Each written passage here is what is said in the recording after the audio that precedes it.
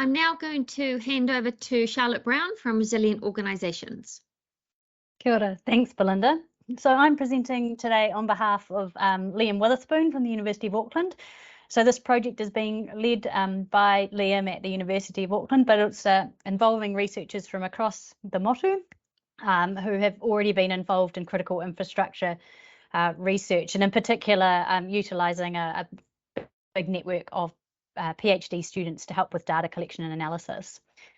So there's two components of this particular research. The first is doing a literature review using academic and grey literature to really understand two things. So one is around lessons from critical infrastructure recovery after big events internationally, to see if there are any lessons learned or big best practice that we could implement in the recovery of the critical infrastructure damage from the North Island extreme weather events. And to complement that, we're also looking at key decision-making processes and criteria around encouraging resilient investment in infrastructure. So making sure that we're making good future robust decisions around the reinstatement of some of this infrastructure, particularly in light of things like sea level rise and coastal hazards. So that's the first cab off the rank for our project, but also in parallel with that, what we're doing is we're developing a spatiotemporal database of critical infrastructure performance across all critical infrastructure sectors. And so that involves local councils and regional councils, but also critical infrastructure providers covering all sorts of networks, including telecommunications, electricity, water, transportation, so that's airports, ports, roads, but also looking at sectors such as fast-moving consumer goods and banking, which are and health as well, which are increasingly being incorporated into our definition of critical infrastructure.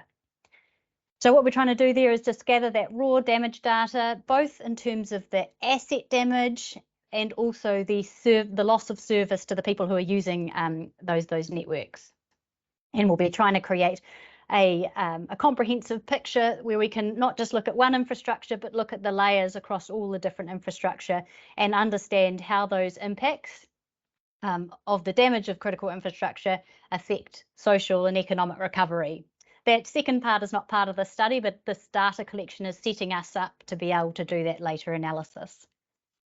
Okay, so the core outcomes that we're aiming for is there's key lessons and learnings to support the recovery decisions and processes. So those are learning from those international events, and then best practice principles for evaluating infrastructure investment decisions. So we're really trying to get that done as quickly as possible so that we can help agencies who are currently going through this decision-making and planning process to really inform that process. The later outcomes are the spatiotemporal representation of the damage and that evidence base to inform both the recovery decisions, but also, as Tom was alluding to earlier, just a general lifting of the performance and our understanding of how critical infrastructures perform in these events. So really, who we're trying to serve for this project is infrastructure providers, and through their decision-making process and their planning and understanding their networks, local and central government for the same reason, communities and recovery agencies. So what you can expect to see out of this project in the next month or two, we want to be getting some high-level outputs from those preliminary literature reviews around lessons from other recovery events. We're really keen to kind of have two layers of outputs for this. We want a high-level kind of policy short brief that people can use immediately, and then we'll have sort of the longer form evidence base that supports those high-level outputs. The infrastructure data set, we're going through the process of collecting that information now, and we're hoping to get the raw data by the end of July. And if any of you there have been contacted for this project, please do provide us with that information, because we really want to create a good picture of this event.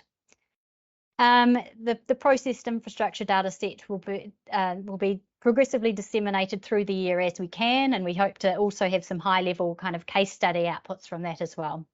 And then the final report at the end of the year. Thanks.